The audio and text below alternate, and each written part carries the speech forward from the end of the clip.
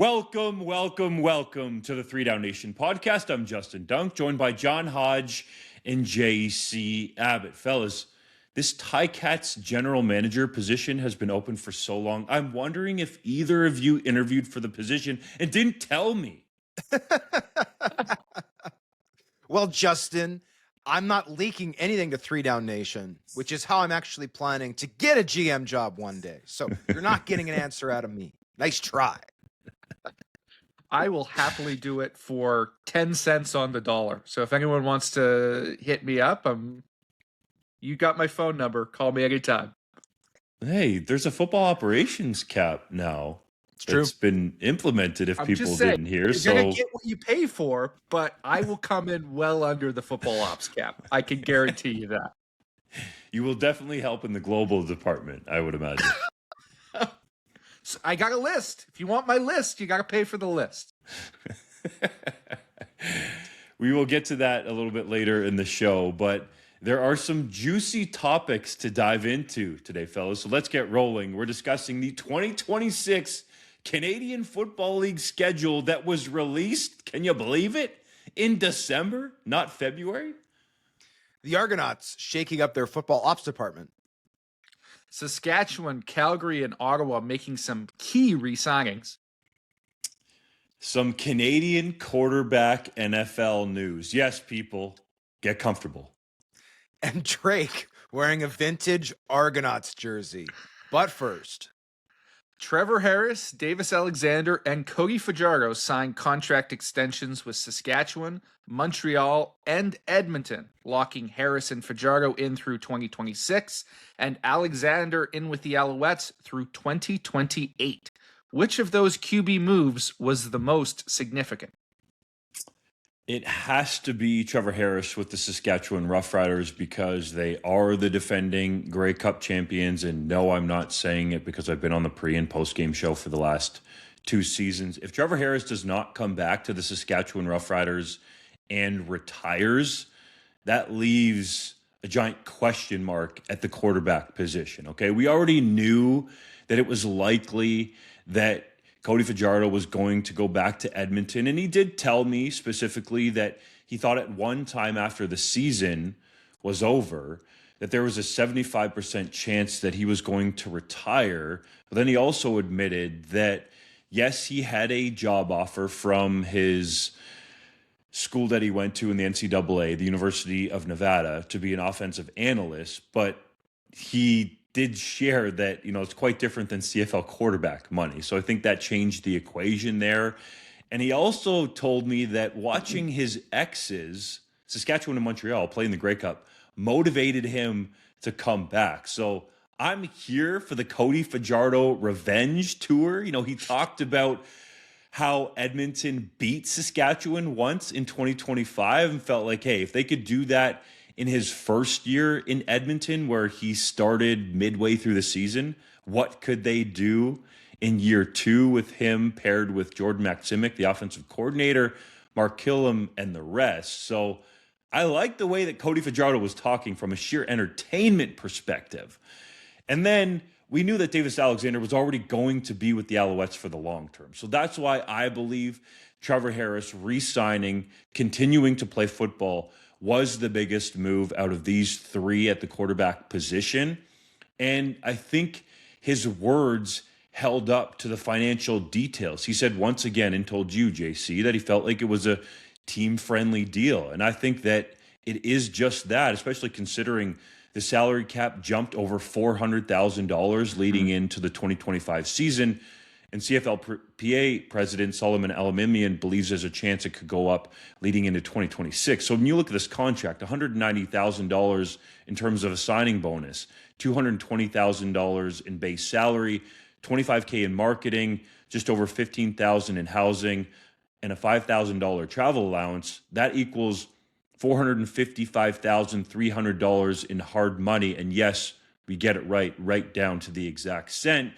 And then you look at, on top of that, he has the chance to earn $54,000 in additional playtime incentives at a rate of $3,000 per game for playing 51% or more of the offensive snaps. So this contract could top out at $509,300. I think for Trevor Harris, who just arguably had the best season of his CFL career and is coming off setting a Grey Cup completion percentage record at 85.2, and oh, by the way, winning MVP in that game, that's a value deal for the Riders, and I think also a fair one for Harris. Yeah, the quarterback, if I could pick any of these three quarterbacks to be on my team, which, by the way, could still be the Hamilton Tiger Cats if they want to hire me as their GM. But the quarterback that I would pick is Davis Alexander. That said, I also have him third here because he was already under contract with the team through 2027. I will say, I put my GM cap on this show about a month ago, and I said, I don't care if Davis Alexander signed through 2027. If I'm the Alouettes, I'm trying to extend him right now. And evidently, either Danny Machocha was listening or him and I have similar GM philosophies. One GM to another, same Hamilton philosophy. should be paying attention. Same thought. Exactly. Whoa. Are you saying you're the 3DownNation GM? You're just taking that title? Hey, I got my eyes on bigger GM jobs than 3Down, Justin. Come on. But in all seriousness, good for the Saskatchewan Roughriders. We'll talk about Jermarcus Hardrick a little bit later in the show. But one of the things as a member of the media I'm always looking for is the proof in the pudding, right? It's very easy, especially during a playoff run, Grey Cup championship, for players to stand around the campfire, sing Kumbaya about how we love each other and we're all going to come back and we're going to run it and we love this place so much. It's Saskatchewan number one. It's another come actual contract negotiations to see who is going to live up to what they are saying, right? It's very easy in October, November to say all the right things. But when the bullets start flying for real in December, in January, and February, and all of a sudden you're not getting the offer you thought, or, oh, this guy got more money than me, right? Teams can turn on each other. Players can turn on each other. And that's why there's sometimes messy divorces, not just in the CFL, but across professional sports. So good for the Riders, good for Trevor Harris, good for Jermarcus Hardrick to, again, put their money where their mouth is, to actually prove that, yes, there was no smoke or mirrors or fluff here. This was real. We want to run it back in 2026, try to go back in Saskatchewan. However, I'm tempted to put Cody Fajardo in the number one spot. And the reason I say that is this. Edmonton right now has nothing going for it, right? Mm-hmm. Like, this is an organization that hasn't been to the playoffs since the pandemic. Like, the coach who last made the playoffs for them has subsequently been fired, and then hired again by another team and gone to 2 Grey Cups with a win. Talking, of course, about Jason Moss. Like, this organization needs a face. It needs a leader, right? 2 years ago, it was like, we have our guy. It's Taylor Cornelius. And then last year, it was like, we have our guy. It's Trey Ford. And then this year, they're like, we have our guy. It's Cody.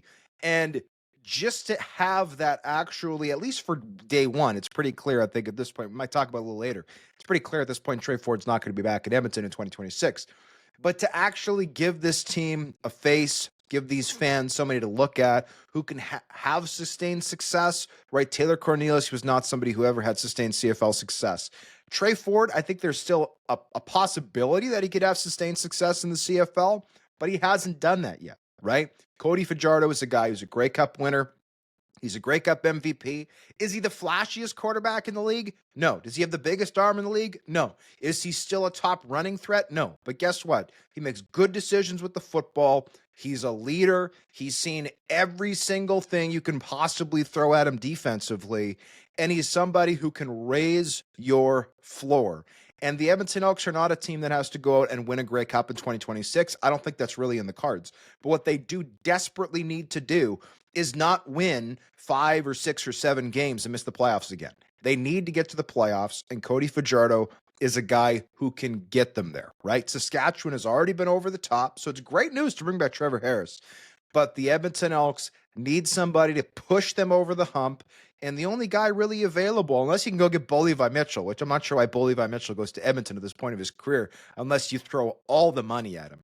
But right now, I think it's Cody Fajardo. So that's why I would put him at the top of this list, especially Justin, with you saying there was a 75% chance at one point he was going to retire. I know Trevor Harris kind of openly opined about his future, but I never got the sense he was going to retire. With Cody Fajardo, that felt more real. So that's why I'm opting for him. I agree with you wholeheartedly, Hodge. I love the Davis Alexander extension. I think it's smart business from the Alouettes, but is this going to dramatically impact their team next season? No, because he was already under contract. It's simply extending the status quo.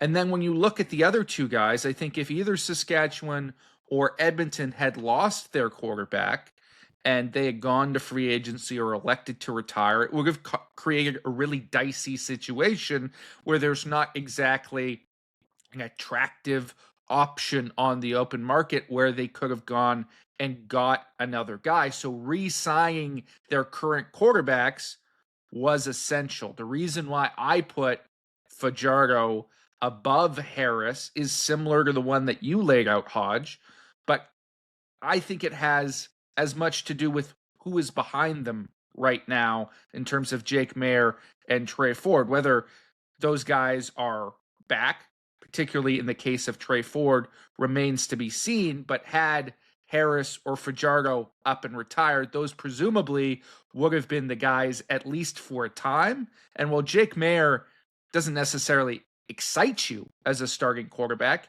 he's shown himself to be competent, and he's shown himself as a guy who can take a team to the playoffs. Certainly, if you bring back all of those Grey Cup pieces, that incredibly talented roster that the Saskatchewan Roughriders had last year, I think you still could have made the playoffs with Jake Maier as your quarterback. At this point in his career, we have not seen Trey Ford as a quarterback who can consistently produce at a high enough level that can get you to the postseason. I'm not writing him off. He could do that in the future. He could prove it. He's still got upside. But right now, with the relationships there in Edmonton, how they've soured on him and what he's proven already, I think that's a steeper drop-off from Fajardo than it is from Harris to Maier. That's why keeping Fajardo is more important for the Elks.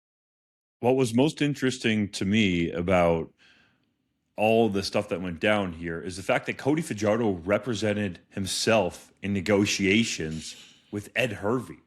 And I tried to dive as deep as possible in the time that I had with him in about that, because I said, okay, if you're representing yourself, what did you use for a comparison? Like, it's, well known around the league that agents are going to put the comps together for where they believe their clients should be paid. And Cody Fajardo was very open about it and said that he used Davis Alexander's now old contract as one of his comparisons. He also looked at Trevor Harris's most recent contract as well for a comparison. And Cody Fajardo told me that he terms his deal as team friendly. Now, as Hodge laid out, the proof will be in the pudding.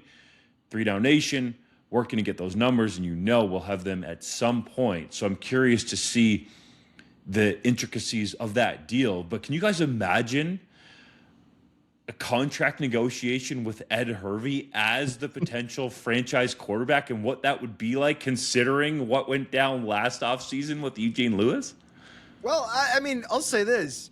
I wouldn't want to go into a negotiation with Ed Hervey as the backup long snapper. But when you're the franchise quarterback and he's on the record as saying he wants you back, and Mark Killen, the team's head coach, is saying the only guy I want back is Cody Fajardo, right? Like, he's the only quarterback for me. But, like, that does give you a lot of leverage. So I would be happy going into that negotiation with that type of ammunition. Because if you bring not only the comparable contracts, but you bring some of the quotes, it's like, well, Ed, let me read this back to you. This is what you said in the media about me. And now you're telling me I'm not worth X, Y, and Z, right? Those are the types of things that you could do in those negotiations. So I wouldn't be too scared to go with Ed if I was the existing franchise quarterback who he was on the record saying he wanted back. I'm sure that helps in negotiations, but really, when you're talking with Ed Hervey, the only leverage involved in that situation is the foot he'll put up your butt when he's unhappy with you, right? This is a guy who tells it like it is. He's not afraid to fire shots. I'm sure it got contentious at stages, not to a point that's going to alienate anyone because a franchise quarterback is so important. But Hervey is not going to pull any punches That's a guy who is willing to sit in an uncomfortable situation when it comes to hammering out the dollars and cents. Seems like the term du jour, if you will, among these quarterbacks, fellas, is team-friendly deals. So is there pressure on Bo Levi Mitchell to take a team-friendly deal with Hamilton? Because let's be honest, all the other starting quarterback seats are full unless you're one of these teams that's going to do a swap. Like, I think it should be mentioned, Drew Brown has a bonus due in January, so the Red Blacks could get out of that contract if they wanted to take a big swing at Bo Levi Mitchell. But if you're Bo Levi Mitchell, how do you balance that? Are you looking at team friendly because the other guys are doing it and it worked for Trevor Harris to win a Grey Cup in Saskatchewan? Or are you trying to get as much money as possible because you're not sure how many more years you're going to play? I can't speak for Bo, but I'm just going to try to put myself in his shoes and speak for myself. If I'm Bo in this situation, I'm honestly going in the opposite direction. I'm saying, look, you've got Trevor Harris off the market, Cody Fajardo off the market. At this point, who really can you go out and get? You're going to bring in Trey Ford as the guy. Trey Ford from Niagara Falls, played collegiately at the University of Waterloo. Great geographical fit, maybe a star you can build around. But guess what? Not somebody who's proven. Not a two-time Grey Cup MVP, two-time Grey Cup winner, three-time All-CFL quarterback, and two-time CFL MOP. And by the way, just led the league in passing yardage and passing touchdowns back-to-back years, two-time East Division MOP. Reigning, baby. That's my resume. That's what I'm doing. I'm 35. I've got, 3, 4, 5 good years left in me. You're going to pay through the nose, and it's going to be a 3-year deal, and there's going to be guaranteed money in 2028. And you want to know why? It's because who else you're going to go get? You're going to make Taylor Powell the guy? I think the Ticats, by the way, like Taylor Powell. But good luck selling to the fan base if I'm not back and you make Taylor the guy and he goes out and struggles week 1. I can't wait. It's going to take about 4 seconds for the faithful in Steeltown to start chirping, saying, why the heck do we got this kid under center when we could have just paid Bo? So if I'm Bo Levi Mitchell, this is arguably my last chance to get paid. You've just played on team-friendly deals in 24 and 2025. I'm getting paid if I'm Bo in 2026 because at the end of the day, I think Bo is the one with the leverage. Who else are you going to go get if you're not going to pay Bo? And Bo then can set his price. You hear that, Hamilton? If you don't hire John Hodge as your general manager, he'll go and be Bo Levi Mitchell's agent. And based on that logic, you don't want that to happen. But I think you're right to an extent there, Hodge. I've long been an advocate for quarterbacks taking a little bit less money in order to supplement the roster around them. I think that is smart in the long term if you're a guy who wants to win. And Bo has made lots of money in his CFL career. But if there was ever a time to get a raise that you deserve, and Bo deserves a raise, it's right now. Because as we've talked about before on this podcast, the cap went up significantly last year. That money wasn't necessarily used in standard contract negotiations at that time. Teams kept it in reserve. They were unsure about their budgets. They are using that money now, and the cap is expected to go up yet again. So there is a huge chunk of change out there that top-tier players can go and get, which isn't going to necessarily harm your team's ability to bring in other talent because you're not right up against the cap. So I was a little bit surprised to see just how team-friendly a deal like Trevor Harris's was. I think he could have reasonably gotten more money and still argued with the current cap that it was a team-friendly deal. I think if you're Bo Levi Mitchell, you've got to take that into consideration, and you can push the Ticats a little bit here and still get a deal that's reasonable for both parties while getting what you deserve.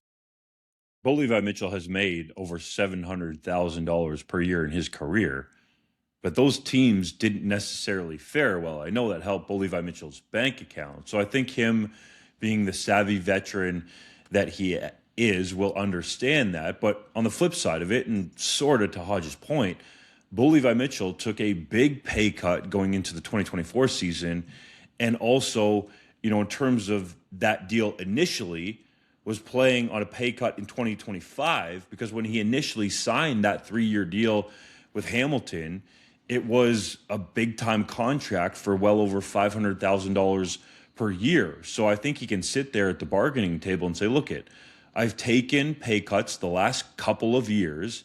I've thrown for over 10,000 yards. I have the accolades that Hodge laid out well. I know Scott Milanovich's offense inside and out. There's a good chance if I stay healthy, we throw for 5,000 again, and we're one of the top, if not the best offense in the Canadian Football League. So you need to pay me requisite with the other quarterbacks in the Canadian Football League. Like, I don't think $600,000 for Bo Levi Mitchell would even be breaking the bank. And you look at the potential for the top earners at the quarterback position, that would put him among them for 2026, but it wouldn't even put him at the top because Nathan Rourke is sitting there with $684,000 currently on that contract for 2026. So to me, that's an intriguing one because as Hodge laid out, there is a lot of leverage for Bo Levi Mitchell, but if you're the Ticats, does that leverage mean a lot to you in terms of do you really see him leaving your franchise? Like, honestly, and I don't usually like to do this, but if we're going to speculate, and I think this is fun because it's what the fans do, if I'm the Ottawa Redblacks, I'm hoping that Bo Levi Mitchell gets to the negotiation window.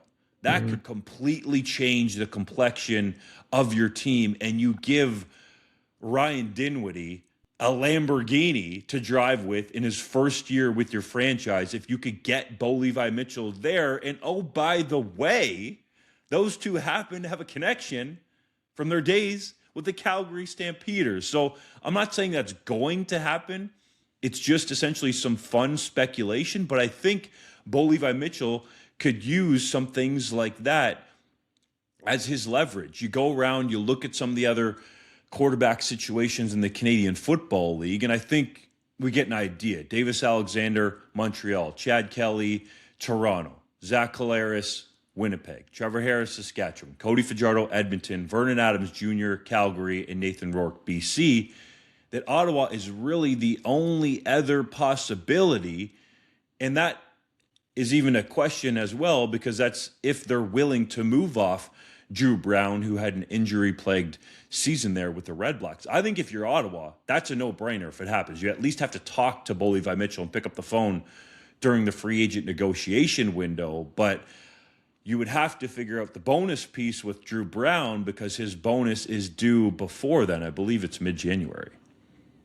Yeah, the timing of that is tricky, but I think you're smart to lay that out. And if you are the Hamilton Tiger Cats, I think you have to question, okay, well, how far are we willing to push them with Bo? Are we willing to hold at 450? Are we willing to hold at 5? Are we willing to hold? Because I think you also astutely point out, Bo was making $700K at one point, and that was when the cap was what, $5.2 million? Like the equivalent of that on a $6 million cap is close to 800 Gs. And Nathan Rourke, as you laid out, isn't even close to that as the current highest paid player. So I'm not saying Bo should be asking for exactly what Nathan is getting. I think Nathan sets a solid ceiling. But my point is just, if I'm Bo, why the heck would I come back and play for 350? Bo Levi Mitchell is worth bare minimum, in my opinion, 500. And I think you can make a very good case he's currently worth 600 or even that same 650 as Nathan Rourke. No, he doesn't have the Canadian passport, but the production is just as good. And oh, by the way, the Ticats finished first in the East Division this year. It's not like the last couple of years where this team missed the playoffs and Bo is now negotiating as somebody who, yes, had a great statistical season, but, this club didn't actually go anywhere. Right now, they are the closest they've been in a long time to getting to and winning a Grey Cup. They came very close to knocking off a really good Alouettes team in that East Final. So that's the way I see it. And I think, yes, if you have another team to use as leverage, in this case, Ottawa, why not? And at that point, if you're the Ticats, you can say, okay, well, if Bo's leaving for Ottawa, we've now got our pick of Trey Ford, Taylor Powell, Drew Brown, and it becomes a bit of a buyer's market for the Hamilton Tiger Cats, having the only open starting spot, which isn't necessarily the worst place to be, but I think you want Bo back. So in my opinion, Bo should not take a team-friendly deal. But again, obviously, I do not speak for Bo, and he and his agent are the ones who will have the final say, and deservedly so. It's Bo's life, it's Bo's career, and he should choose what he wants to do. Just fun to kick around, though. Absolutely. The 2026 Canadian Football League schedule has been unveiled before Christmas, fellas. The season starts on Thursday, June 4th, when the Montreal Alouettes visit the Hamilton Tiger Cats. You got to wait a while, though, for the Grey Cup rematch, all the way to Week 19, Thanksgiving Monday in Canada. The Riders go to the Owls, and then there's the back end of the home set a week later in Regina. What are your takeaways from the sked? I got lots of takeaways. First of all, and maybe this is unfair to say, but to me, like, schedule release it's like Christmas morning for CFL fans, right? And then inevitably, no matter what the schedule actually turns out to be, the reaction is like an 8-year-old opening up a big package of socks. It's like, oh, this is terrible. It's like, oh, this is the worst. Every schedule before this has been great, and this one's terrible. And it's like, but last year on schedule release day, you said it was terrible, but now it was great, and the new one's terrible. So I feel for the CFL schedule maker to some extent. My initial reaction to there being only 3 games in week 1 and week 2 was, wow, this is trash and stupid. And then I was reminded, oh, of course, the World Cup is happening around that time. It makes sense to backload the schedule a little bit. That's fair. I thought there was a mistake made here in the Argonauts scheduling. Obviously, the Argos opted for 12 road games, essentially, in 2026, which is a separate issue. But I like the thought way you should have worded that. scheduled. Go ahead, Justin. I just said I like the way you worded that. They did opt for 12 road games. They opted for 12 road games. They did. And by the way, I love how on their actual schedule graphic that they released, which we'll talk about in a moment, how lame that was, but they actually had them listed as road games.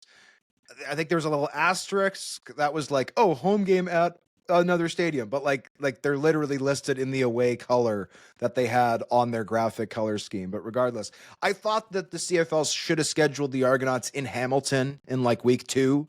At least that way, if you're a Toronto diehard, you get to see your team play in person easily without traveling far early in the year. As it stands, the Argonauts will not play at home. And by at home, I mean like actually at BMO Field until week 10, right? It felt like a bit of a tap-in, to borrow Justin's hockey terminology, to just have them play in Steeltown in like week 2. Oh, fair. Well, golf. I've never actually gotten the ball close enough to the hole to tap anything in myself. I assumed it was a hockey analogy. The Thanksgiving Day shakeup's kind of interesting. We've established that on Thanksgiving, the Montreal Alouettes host the Ottawa Redblacks. That's been the case for the last 5 years. They've now changed that to the Riders. Personally, if I'm the Alouettes, I think it's a tap-in, to use the same term, to brand that as an official Thanksgiving Day game with some type of trophy. You can call it the Turkey Cup, the Coupe Turquet. I don't admittedly know the French word for turkey. JC, can you help me out? What's the French word for turkey? Do you know? Danged.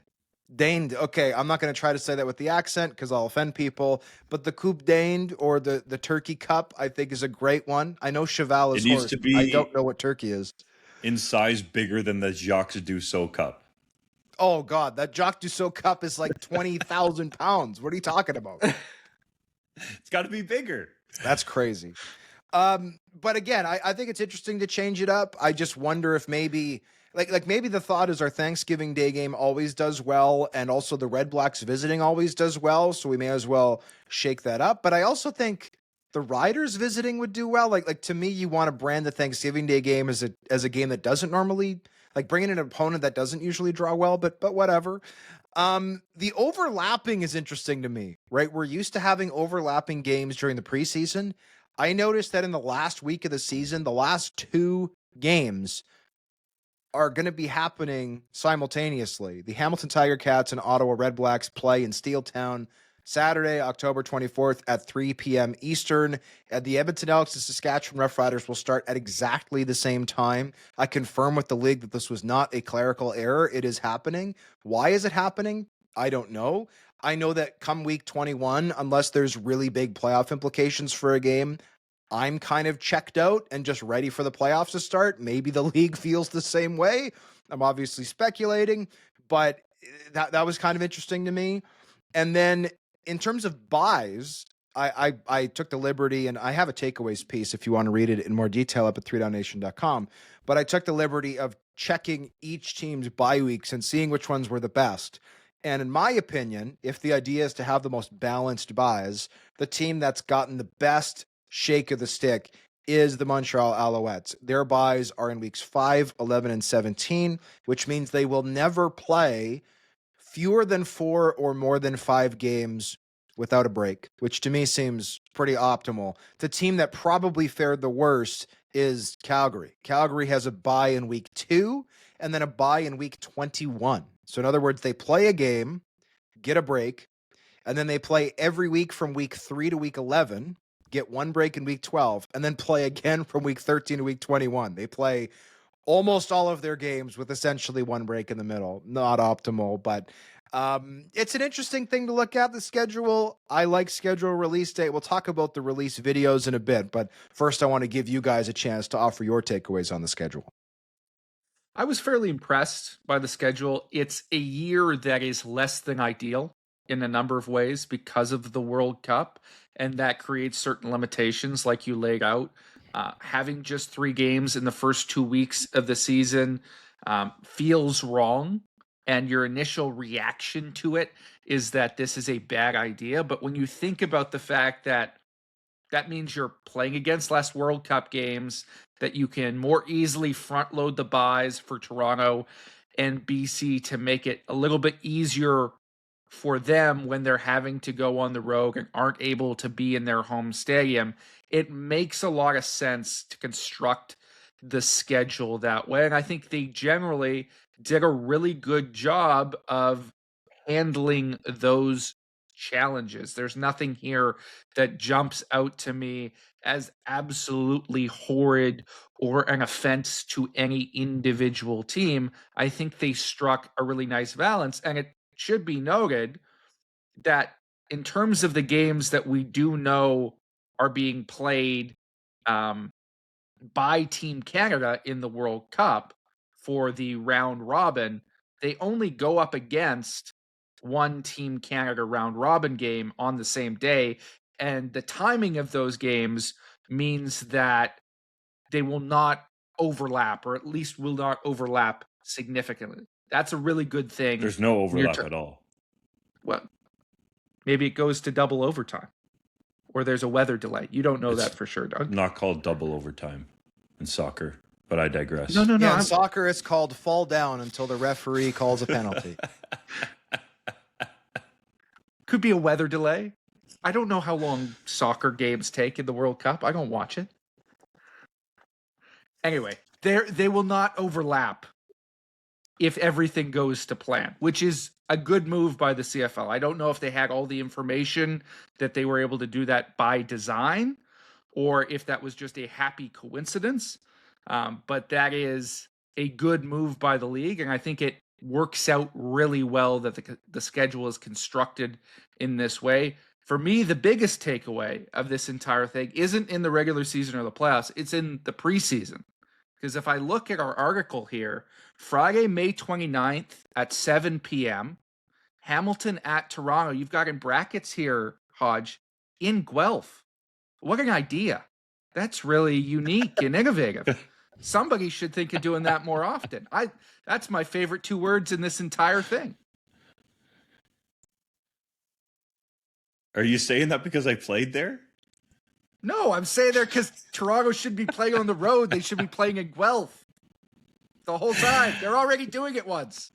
I'm just messing with you. Okay, since you brought it up, I've heard that the Argos could be spending more than just training camp at Guelph, which begs that question even further. How are you not playing even just one game there? Like, the setup alone, I think the proper fire number is just over 9,000 people in terms of how many people you can have at Alumni Stadium based on its current setup.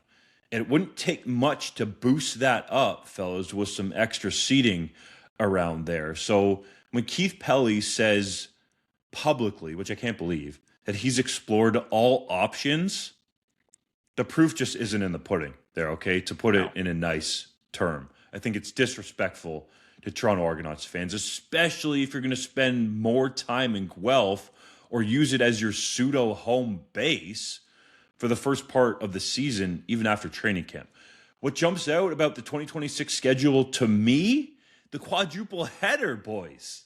In week 15, the first one since 1995. I saw some people complaining about this, but I think it's unique and it could be cool. Now, let's see how it turns out in the grand scheme of things. But, I was told that when you're looking at the schedule as a whole, okay, first of all, yes, everybody knows about the World Cup, but a team like, the BC Lions, JC, you know this well, they only have a certain amount of dates that they can get access to BC Place, for example. So that throws, a wrench, so to speak, into the schedule as well. And there's all these different iterations. So I think this is actually cool, where it could be something that you build some branding around, like CFL Day in Canada, because it literally is, and it's coast to coast. Like, I don't talk about hockey too much, but there's a hockey day in Canada where there's hockey games on throughout the day, and hockey fans don't complain about that. They try to have the Canadian teams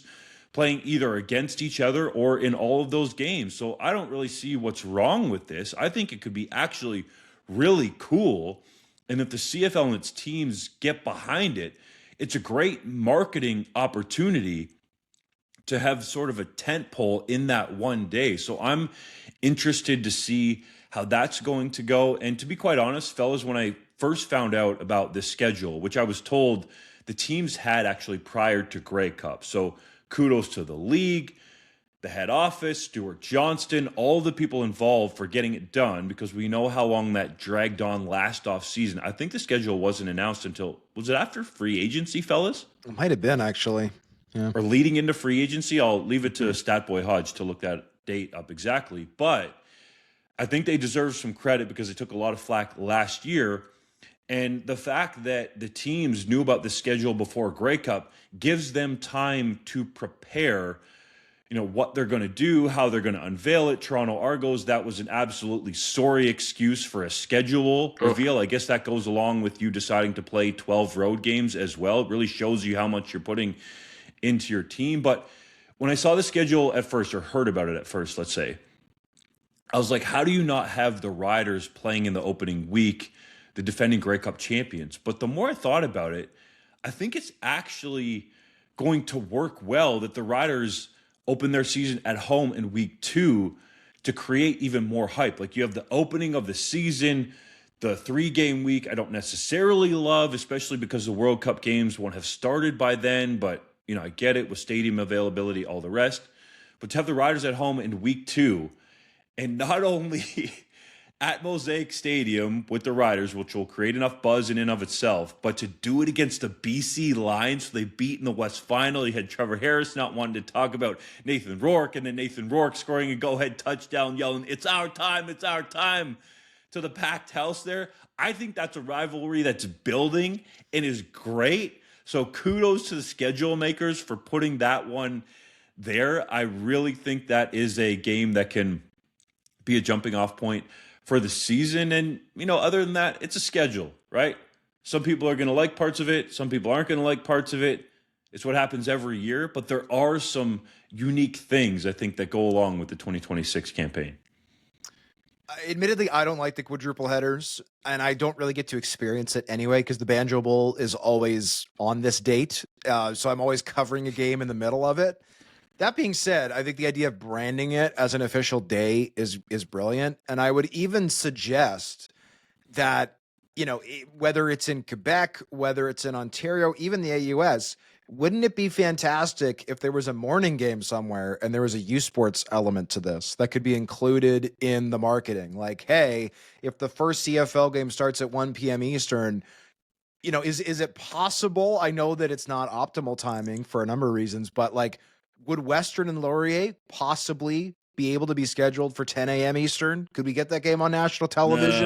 That's early, bro. Let's just call it CFL Day in Canada. I I'm think just- if you want to lead into it on Friday, perhaps you could have a double header that goes into the marketing.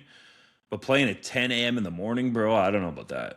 Well, saying 10 a.m. in the morning is redundant, but I could get just your have point. UBC play somebody at 10 p.m. Pacific. Yeah. Bleed into the next day. Well, I mean, I guess that's possible. BC plays at 10 p.m. Eastern time at BC plays, so I guess you could go to Thunderbird Stadium after that. Heck, why not? And then when that game is done, then have like a 5 a.m. Eastern game out in Acadia. Like, just keep it going, round the clock Canadian football for 24 hours. Yeah, why not? But yeah, let's talk about those schedule reveal videos. So I ranked all 9. Nobody asked for this. And I decided still I'm going to rank all 9 schedule release videos. Schedule release videos have become very popular across professional sports. It's an opportunity to create something really iconic and unique that can go viral across social media platforms. And though it obviously costs some money to produce this type of content in-house, a lot of teams in this day and age, this attention economy that Stuart Johnston loves talking about, the digital age in which we live, a lot of teams have these type of people on staff, creative types who can make this type of unique content. And if you have something that ends up getting shared and seen tens, if not hundreds of thousands of times, right, you'd have to pay thousands and thousands and thousands of dollars for that type of marketing. So a great way to essentially market your team is just create something really cool that fans will share of their own volition. So you don't have to pay a third-party entity to advertise your product. So the Argonauts decided to make a graphic that just shows all of their games. There was no video. This is the same thing they've done for at least a couple of years now. And honestly, it's super lazy and unacceptable for 2025, but whatever. I didn't care for Saskatchewan's. It was just a bunch of B-roll that they threw on there, and it looked really nice. The shots were great. The best part for me was outtakes from some commercial and ad reads that Kian Schaefer-Baker was doing. And at one point, he got so tongue-tied, he like fell to the turf and he was laughing and he's like, I quit. And I laughed out loud. I thought it was really funny, but it wasn't like unique. It just kind of felt like, hey, we've got lots of footage from our Grey Cup year. Let's slap it on there, make it look nice. It's not a bad video, but it's not as good as some of the other ones. I had Calgary at 7. Calgary was a very nice video done by Chelsea Drake, the team's horse rider. She's got a beautiful property out in Alberta. She's got some very cute dogs and cats and some beautiful horses. But I didn't think that this was mean-spirited enough. I think, and this is maybe just me being subjective, but I think part of the schedule release video is a chance to roast your opponents. And Calgary didn't roast the Elks. Weirdly, the Ottawa Redblacks super roasted the Edmonton Elks. I don't know why Ottawa's roasting Edmonton and Calgary's not. That seems backwards, but whatever. Nice video, but just not punchy enough. Hamilton's was really well done. They had a title sponsor. I mean, from like a technical standpoint, it's really well done. But again, not super punchy. It was less than a minute long, and it was themed around bowling. I kept waiting for like a Bo Levi Mitchell tie-in, and there wasn't one. I don't know why they were bowling. This is the direction you get if you hire John Hodge as GM. There you go. He's in all elements of the organization. He's making sure the puns hit in the schedule release video. Thank you. The double entendra's got to be there. Bo Levi Mitchell. I know he's not under contract for next year, but regardless. Number 5, I had Ottawa. Big Joe, their mascot, was in his workshop. My favorite part of this video was him playing with different toys that represented each team. I'm not sure why a rubber ducky was used for the Toronto Argonauts, but like he had, a little toy bird for the Alouettes, etc. And then for the Lions, I guess they were unable to source a toy lion, so they opted for a DVD copy of the 2008 film Madagascar Escape to Africa that Big Joe then scribbled out all the characters but the lion and then circled it a bunch of times. I thought it was one of the most bizarre creative decisions I've ever seen in my life, but I laughed my ass off. I thought it was so weirdly funny. It tickled my sense of humor. Number 4, Edmonton stepping up their game. Elk Talk. obviously a clear takeoff on TikTok. I thought some of their digs at other teams were really, really clever. I like that they tapped into a bunch of online trends. The only thing I thought was weird is they made fun of what they call the Toronto accent, which is really just a very generic, like, hockey accent. There's lots of people in Southern Ontario who talk like that. I don't know anybody from Toronto who talks like that, but maybe I'm wrong. Justin, do you know a bunch of people who sound like they're from what are those, Letterkenny or what's the other one? I can't remember. That doesn't Shoresy? happen so much in Toronto, Yeah, but that's I what I'm know saying. the way Shoresy? Don Is that what it's Cherry called? used to say it, Toronto. Yeah, exactly. Right. I don't really get that joke, but whatever. The rest of it was really good. Alouettes were number 3. Isaac Adiemi Berglund, non-Quebecer, but spoke a ton of French in the video, which I thought was great. He was hunting. The image of random people wearing camo snowsuits with like opposing team gear on top, like jackets and jerseys and stuff, and then running in the snow with Isaac Adiemi Berglund pelting them with paintballs was hilarious. Really liked it. I liked how violent it was. That made me laugh. Number 2, I had the BC Lions with their lion detector. Nathan Rourke featured heavily in this one. I really liked how he had some self-deprecating jokes. I think poking fun at oneself, as we all do on this show all the time, is always good. It makes it less mean-spirited when you make fun of other people, which we also do with each other on this show all the time. One of my favorite jokes was when Jackson Finley sat down. Jackson Finley and Nathan Rourke look a lot like each other. And when Nathan Rourke stumbled into the video and obviously made the joke about the testers mixing up him and Jackson, he said, quote, "You guys thought I was Jackson again? What are you, Farhan Lalji?" And I'm like, great, we're making fun of TSN too. Like, I think this is healthy, right? It's all in good fun. It's not mean-spirited. I thought that was great. And some of the jokes, again, were pointing at Nathan. Some of them were him at other people. It was great. But the number one has to be the Winnipeg Blue Bombers, literally making an entire playable single-player retro-style video game. I watched the full video and then I played the game. Some of these jokes, guys, unbelievable. Like, when you play against the BC Lions in this little game, the special item is a snowplow, and then the little text box pops up saying, "Oh, opponent can't handle the cold," -1 penalty. Or like, you go to the Hamilton Tiger Cats level and it's like, "Oh, you found a gold ring, but it's old. It must be from the 90s. It's like, we're now making fun of the Grey Cup drought there. The only joke that didn't super hit for me was the Calgary Stampeders. The special item was a box of cereal, which is a reference to the terrible What? nutrition grade. How did you not like that? Well, here's the reason why. The Stamps fixed their nutrition in 2025. They got a terrible nutrition grade in 24. They got roasted by a bunch of former players who were complaining about cereal for breakfast, and the Bombers It's still made a fun thing, of it. bro. Well, they made fun of it in their schedule release video last year, which was great. 2025, the Stampeders paid the money. They got the same food for their players that the Flames get. And though the PA report card is not out, I think the Stamps are going to do way better. So to me, I would have liked the Bombers to make something new or find something new to tease about the Stamps, make fun of for the Stamps.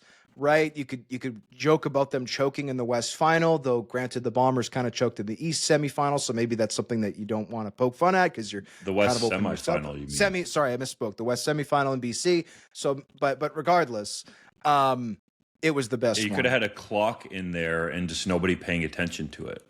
Exactly, right? Bingo. Bingo. I also thought they should have roasted the Riders. And look, the Riders just won the Grey Cup on Winnipeg's turf, and they deserve all the credit. The Riders are number one right now. There's no doubt about it. But like, I was expecting the Bombers to do some type of dig, like, "Oh, we've got 10 Grey Cups, you've got 5," or something. Like, there's still things you can poke fun at, right? Or like, "Hey, your quarterback is old." Like you could. There's still things you can tease, right? Granted, Zach Collaros is also relatively old, but I would have liked them to do something with Sask. But regardless, their roasting of other teams was so funny. Some of the things that these players were saying, like when Nathan Rourke's character attacks you in the game, that yells, "It's our time! It's our time! It's our time!" I was like, oh my god, how did they do this? Like, this is, or the boy. Toronto Argonauts level It's like no head coach, -1 speed. Now, the Argonauts do have a head coach, and it's somebody the Bombers actually wanted to hire as their OC, reportedly. But still, like, so funny, so original. I can't wait to see what they come up with next year. Yeah, this is the standard now. I think the Bombers are rightfully on top because of the interactive element. But when you look at the Lions and the Alouettes and some of that comedy, the effort that goes into creating a video like this in pro sports in the year 2025, going on 2026, that is the expectation. If you're not doing that, you are falling behind. And right now, the Toronto Argonauts are in 1995. Like, they've just figured out how to use a graphic design. Like, that's unacceptable. You got to step up your game, and you've got to come up with something creative and actually put some time and effort into it. The Argos are going to be looking around BMO Field, you know, when they have these home games eventually, and be going like, I don't get why nobody's here. We're playing 12 road games. The schedule comes out. We just have a generic graphic. Like, you know, that sad graphic of like, no, I think it's a GIF. Guys Like, just looking around to an empty room. How would you put some effort into it? You're telling me there's not a single video person on MLSC's staff that could have spared a day to film something with the Argos? Like, you know what the teams are. You don't even need to know the schedule yet. And You're going to play the same 8 teams. Like, you can film this stuff in advance and have it ready. There are people that are under the employ of that organization that work with the other teams and produce great video content. It does not have to be a huge time-consuming endeavor. It's unacceptable that they couldn't put something together. Hodge, your breakdown was awesome. To be quite honest, my favorite part of the Bombers video game was the cereal box. I thought that was cool. It just fit the video game vibe. I get that you're saying that it's an old thing, but it just fit the video game. And full credit to the Winnipeg Blue Bombers staff for doing that. That's elite. As JC laid out, that's the standard. And no, Hodge is not just praising the Blue Bombers because he lives in Winnipeg, everybody. Okay, lay off the guy. If anybody out there with an opinion looked at these video releases, and we can't even include the Toronto Argonauts in there because they didn't make a video. Okay, there's the Argonauts and then there's the video releases.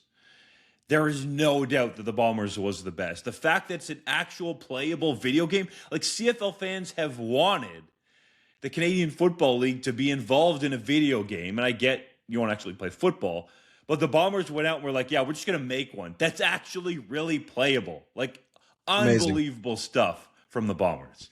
Well, and like, honestly, if you're the Argonauts, we'll talk about them in this next segment too. But like, at least get pinball on camera. Like, pinball is one of the most energetic, camera savvy, media savvy people out there. Why not just have a video, even if it's just 30 seconds long, of like, boom, Toronto Argonauts 2026, we're ready to get back on top.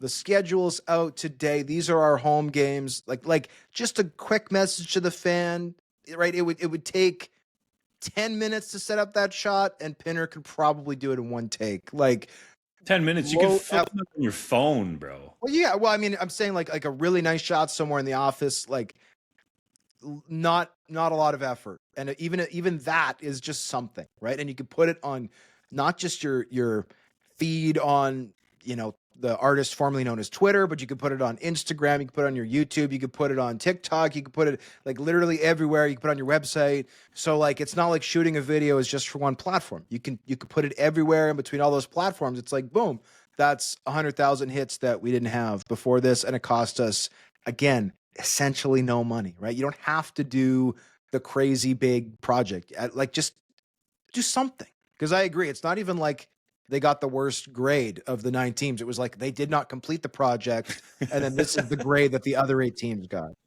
Argos got to go to summer school to pass John Hodge's schedule release class. And they can do summer school at BMO because there's nothing else going on there. Well, I guess there's the World Cup. Actually, they kind of technically are going to summer school because they're going to be at Guelph for a while. That's true. Take some classes while you're on the campus. Let's go. All right. On a completely separate note, 3DownNation has reported that assistant general manager John Murphy is no longer with the Argonauts. Toronto, in the meantime, has hired Jim Barker as the team's director of player personnel and John Hufnagel as a senior advisor. JC, what has gone on in the six?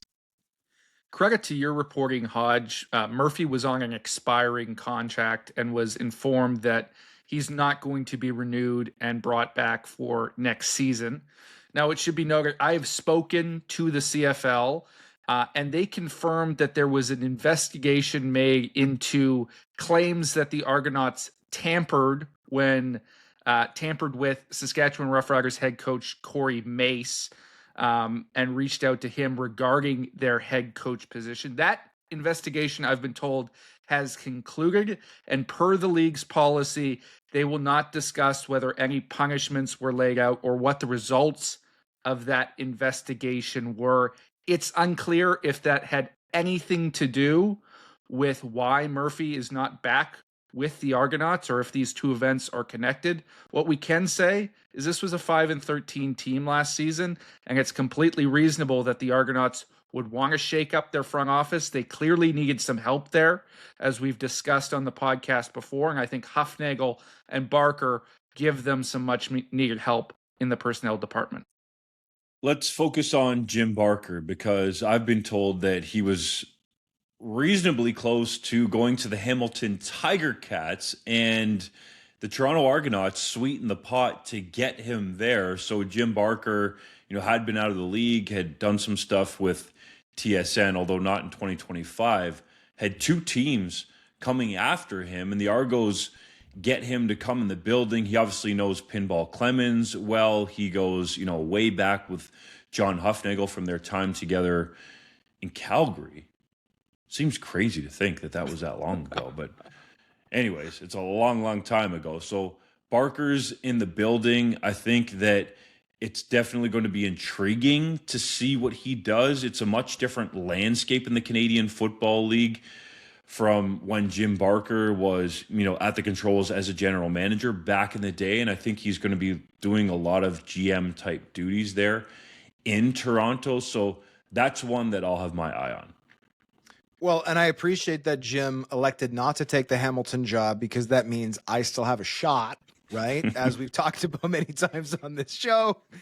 The other thing I'll say is I think this is a good hire for the Argonauts. Jim Barker is somebody who has seen all of it, right? Between him and John Hufnagel, these guys have got I think they've got 10 Grey Cup rings combined, and they've literally got over 50 years in professional football. And I think that's just off the field, not even including what John Hufnagel obviously did on the field in over a decade as a CFL quarterback back in the day. So for a team like I'll put it this way. There are up-and-coming GM candidates in this league who, when you talk to people around the league, do great work. Kyle Carson, assistant general manager with the Saskatchewan Roughriders, is one of them. Another one is P.Y. Levier, who is in Montreal, whose last name I hope I said right, who people talk about has done tremendous, great work. Those two teams are obviously in the Grey Cup for a reason. And obviously they've both got two very good general managers, head coaches, all that. But it's the team around these people that often makes them successful. The issue with hiring a young first-time general manager like that is typically they want to bring their own coach, their own supporting cast, right? People they know. The beauty of somebody like Jim Barker is he can come in and say, first of all, I have worked with a lot of these guys, or I have been in this organization before, but also there's nothing new that I haven't seen, right? There's not any learning I have to do on the job, right? Because when you become a GM, you become a head coach, there's always things, even if you've seen other people go through them, you have to go through them yourself for the first time. The Argonauts were not in a, we're going to rip this thing to the studs type of modality, right? Yes, they lost Ryan Dinwiddie to the Ottawa Red Blacks, but they promoted from within for their new head coach. I think there's going to be significant pieces that are retained on that coaching staff, and obviously Pinball stayed on as the GM. So they were not in a, let's blow this all up and go with a brand new, unproven regime. They were, let's find a couple of veteran pieces to supplement what we've got. And obviously Hufnagel and Barker are perfect fits if that is your goal. Yeah, I sometimes get the label as somebody who hates on old people on the show because I'm the young guy. And I think there is a valid complaint out there when you see somebody like Barker get hired that this is just a retread. Like, it's not new blood in the CFL. But if you're the Toronto Argonauts and you're so depleted in the front office, the experience that he brings is incredibly valuable. And the other thing I want to highlight is if you're trying to rebuild a front office, there is perhaps nobody with a better track record of finding and developing young CFL scouts than Jim Barker, right? When he was GM of the Argos from 2011 to 2017, he hired Chris Rossetti, he hired Curtis Rukavina, he hired Vince Magri. All three of those guys are in the NFL now with positions, let alone all the guys that he hired who have jobs elsewhere in the CFL. When we talk about the talent that was drained out of Toronto from a front office perspective and has gone elsewhere, a lot of that was put in place by Barker.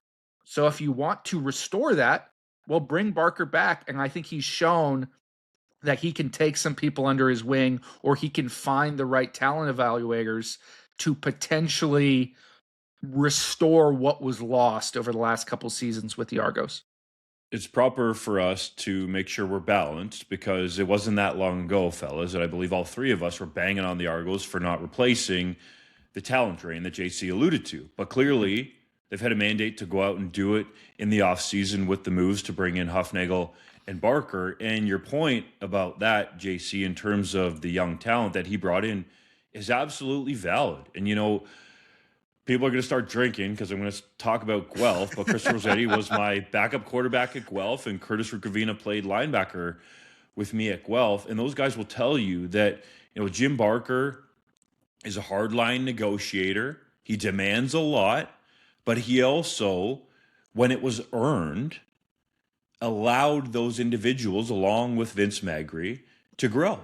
And I think that they would credit him, at least in part, for giving them the opportunity to be there. Like, I believe, if I'm right, all three of those guys ended up becoming assistant general managers, or essentially did that role before they left for the NFL, and are on tracks to potentially get high-ranking front office jobs in the National Football League. Like, for example, Curtis Rukavina was featured in the Hard Knocks during training camp with the Buffalo Bills. They're talking about the entire roster, and he's sitting right beside Brandon Beane. So that's the level that we're talking about when you go all the way back, as JC astutely pointed out, for Jim Barker to give those individuals opportunities. Now, does it mean that everything Barker touches is going to turn into Canadian scouting gold? Not necessarily. But I do think that that is part of his resume and his past, that he's shown he's willing to bring young people along, and especially young Canadians in the Canadian Football League. So I think for many reasons, that's why it's an intriguing hire. And it should be noted, too, that Jim Barker, for people out there that love him or hate him, is a professional. He acts and carries himself in a very professional manner. And I think that's something that the front office with the Toronto Argonauts could use an infusion of. Well, and we should also mention Ted Gavaya, the guy who got his first CFL personnel job under Jim Barker, and of course, then went to Winnipeg, got them to 5 Grey Cups in a row, or helped get them to 5 Grey Cups in a row, winning 2.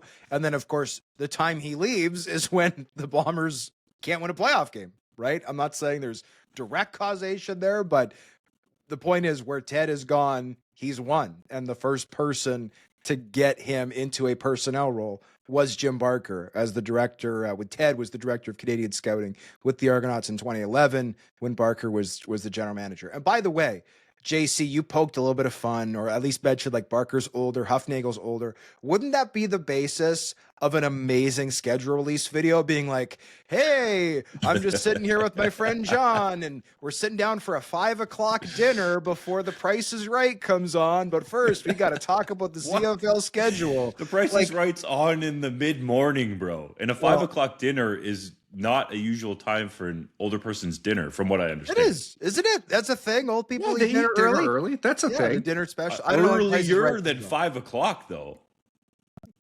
What, you think Old they're people eating eat at dinner 3? at like 4, 4:30, yeah, or sometimes even 3. I don't know about 3, but fair enough. You're giving me notes. Fine. I'm just sitting down for a 4:00 dinner with my friend John before Matlock comes on TV. But first, we've got to talk about the CFL schedule for 2026 and how excited we are to be a double blue, right? It takes 10 minutes to set up that shot, shoot it, and it would have been hilarious, especially because, again, self-deprecating humor always sells. So something, poking fun at your age, the same way that, again, everybody likes to see people poke fun at themselves, would have been great and didn't happen. But anyway, I digress. I'm just shocked that the Indianapolis Colts haven't reached out to John Hufnagel about being their next quarterback. He's right in their age bracket, right? What a He's also a grandfather. Joke, to be quite honest. You call up Phillip Rivers, who's in his mid-40s, to come and quarterback. Yes, literally. And you got guys out here, and I'm not just saying his name because he's Canadian, but Taylor Elgersma and a whole bunch of younger American quarterbacks too.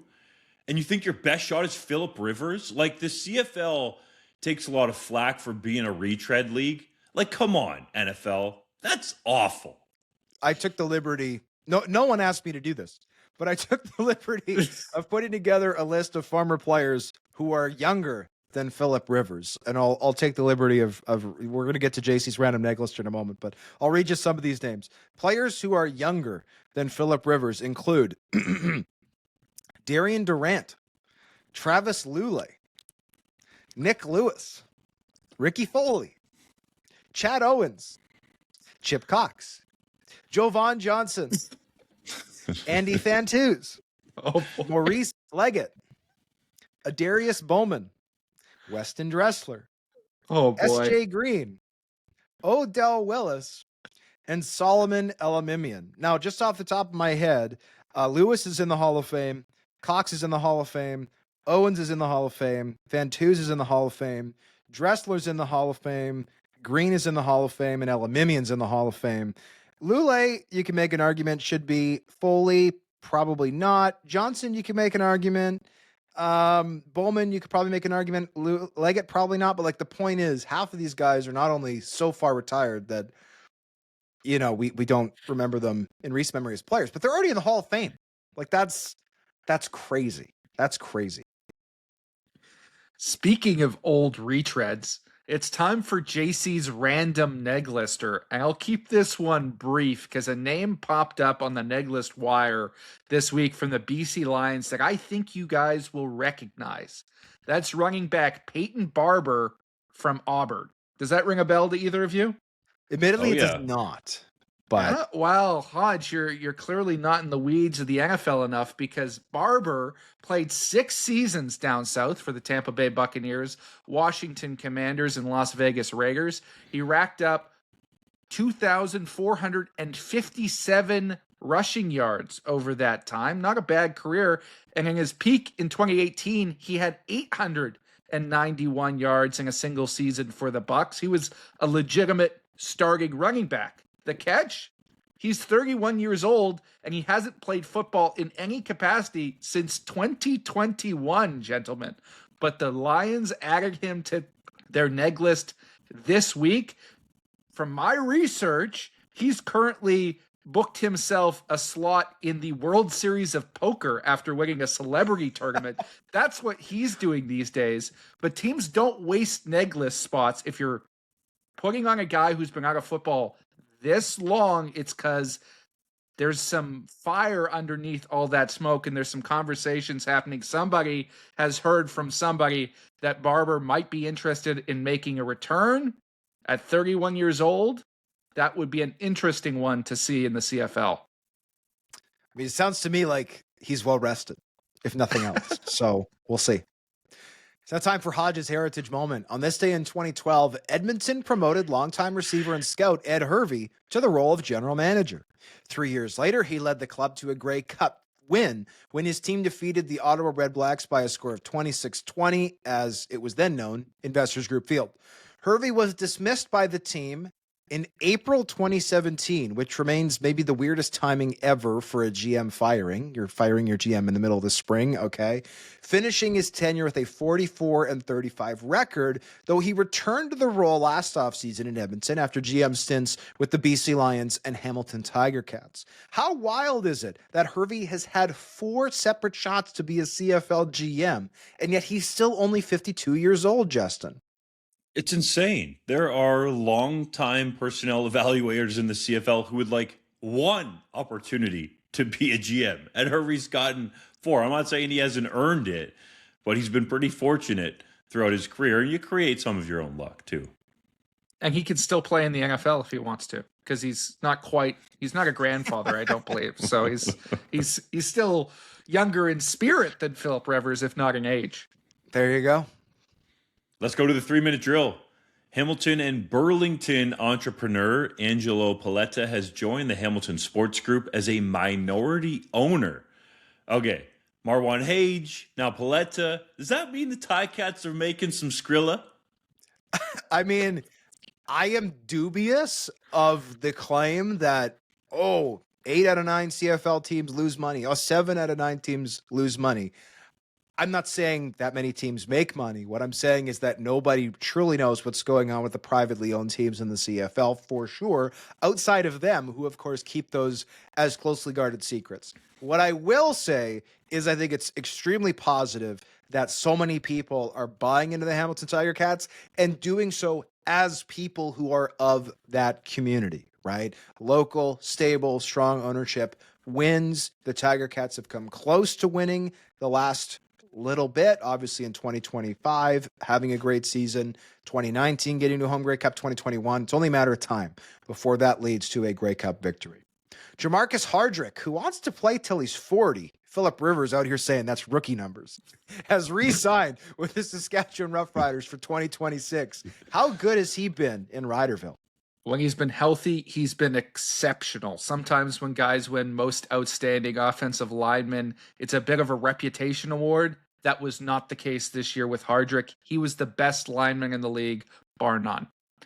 Canadian QB Curtis Rourke is practicing with the San Francisco 49ers for the first time since being selected in the 7th round during the 2025 NFL Draft. Is there any chance he plays this season? There might be a slim chance if there's a rash of quarterback injuries with the 49ers, but what this is about for Rourke is getting on the field and taking what he's learned in the classroom and putting it into actual action to be ready for the offseason activities with San Francisco after rehabbing from his retorn ACL. Lucas Cormier and Clark Barnes signed contract extensions with the Ottawa Redblacks and Calgary Stampeders, respectively. How significant are those moves? Super significant. These were guys I both considered, honestly, putting on my top 50 list, not because of what they've done, but because they're both Canadian and what I think they're going to do. Lucas Cormier started 6 games for the Red Blacks this year, needs to get a little bigger, but he's only 25. Clark Barnes, same thing, 25 years old, has started a bunch of games, shown some explosiveness. If you want to earmark a couple of guys as potential breakout, most outstanding Canadian nominees, not yet, but maybe in 26, 27, I think these are 2 guys you need to know if you're a CFL fan. The Ottawa Redblacks signed a 300-pound ball carrier named Jelani Stafford. JC, how the heck does this guy fit onto a CFL roster? Well, he's going to play defensive tackle. That was his primary position for the Yukon Huskies. But in 2023, this guy was a phenom in short yardage, scoring 6 touchdowns for Yukon. And he was a damn good high school running back as well. At 265 pounds, he went back-to-back 1,000-yard seasons in high school. I say give him the rock. Let him run the short yardage. What could go wrong? The Hamilton Tiger Cats have interviewed Brock Sunderland for their vacant GM job. Is there a legitimate chance he gets hired? There is a chance. I think the actual title would be to be determined, and it should be noted the Ticats have spoken to Brock Sunderland multiple times, so people out there, do with that what you will. Henry Burris has been named the acting head coach, not interim, acting head coach at Florida A&M University. How significant is that for Smiling Hank?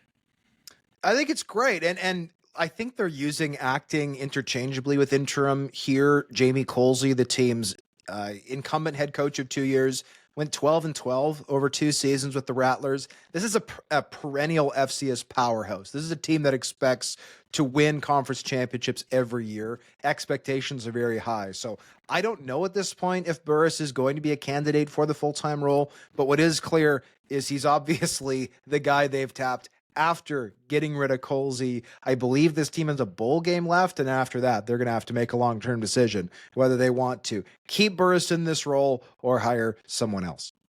The Saskatchewan Roughriders have re-signed short yardage quarterback Tommy Stevens through 2027. Is that a big deal? Well, that depends. Do you think converting first downs every single time you send out your short yardage unit is a big deal? I think so. This guy's automatic. Great re-signing. Canadian QB Taylor Elgersma had another NFL workout this week, this one with the Chicago Bears. Is there any chance he signs an NFL contract this year? I think there is a chance. And, to be honest, I know we're railing on Phillip Rivers, but if you're the Indianapolis Colts, Daniel Jones is going to be out for a long time. Who knows what's up with Anthony Richardson? And all due respect, you're going to probably run Brett Rippon out there to be your starter this week unless Rivers can jump in there. How do you not bring in Taylor Elgersma as a developmental guy there? There's some of these situations in the NFL with regard to quarterback that I just can't comprehend. So I do think there is a chance that late in the season, a team can bring him in with a forward-looking mindset and say, hey, this guy has a wicked arm, great pocket presence, very accurate.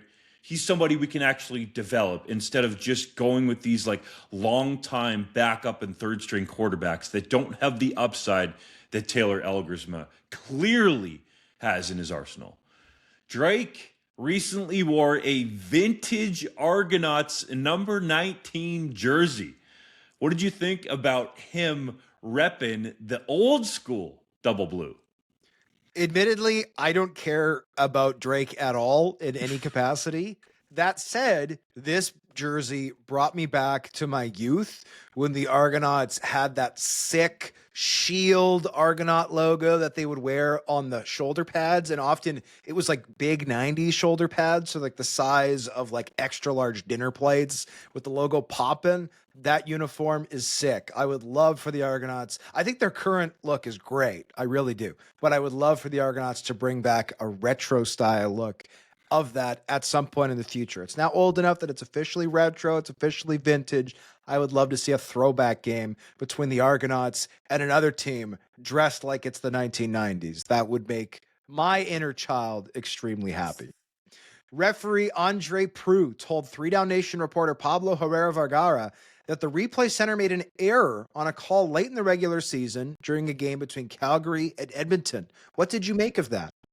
It was great to see the transparency from Proulx here, and I'm not surprised that he criticized this call, but his explanation that the touchdown should have stood because everyone thought the whistles had blown did not make any sense at me. That ball should have been at the 1 yard line if you don't think it's a fumble recovery. So I think Proulx might be as wrong as the replay center here.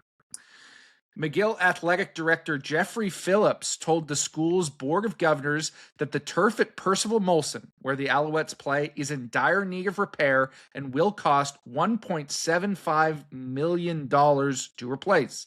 He also claimed the turf is in such bad shape it has needed to be repaired mid-game at times during CFL contests. Do you believe that?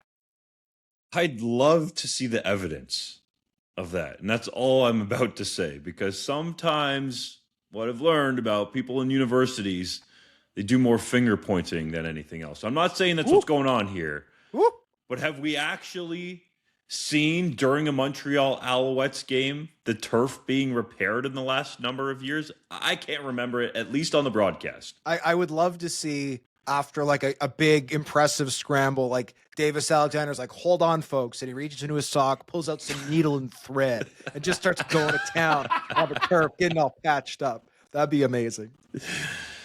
That's what I'm saying, man. Show us the evidence, okay? I just don't understand some of this stuff sometimes. Ontaria Pokey Wilson has re-signed with the Blue Bombers through 2028. He was already under contract through 2026. So he tacks 2 more years on. How key is that for Winnipeg? It is key. I don't think Pokey is a number 1 receiver in the CFL. He hasn't shown that, but I think he's a really good number 2. Clearly this team still needs a Kenny Lawler type, a healthy Dalton Schoen type to be that number 1. But if you can find that, whether it's on the free agent market or through the scouting market, Pokey's a great 2, Dembski's a great 3. You're well on your way to really reinvigorating that receiving core, which frankly wasn't good enough in 2025. Luc Desjardins has stepped away from the Alouettes after almost 20 seasons as a player turned offensive line coach. Will the Alouettes miss him? I'm sure they will. When you have that much success after that long a tenure with an organization, become a fabric of a franchise, him stepping away will certainly draw some tears, I'm sure, from people who've worked with him for a long time. The Hamilton Tiger Cats have re-signed Jamal Pearce through 2027. Is that a smart move? Definitely a long, rangy corner who knows how to get his hands on the football. And I believe was among those tied for the CFL lead with 6 interceptions in 2025. A smart re-signing for Hamilton to get done defensively. We thank you as always for listening, watching the 3DownNation podcast. For Justin Duncan, JC Abbott, I'm John Hodge. Don't forget to subscribe to the 3DownNation newsletter. If you do, Justin will personally hand you a check for $1 million. And for legal reasons, that was a joke. This is not anything you'll get paid for, but please still do it. Newsletters are good, especially ours. It's great. It's the best newsletter. It's the best newsletter it's ever newslettered. It's great. It's wonderful. It's beautiful. Thank you. We'll see you next time.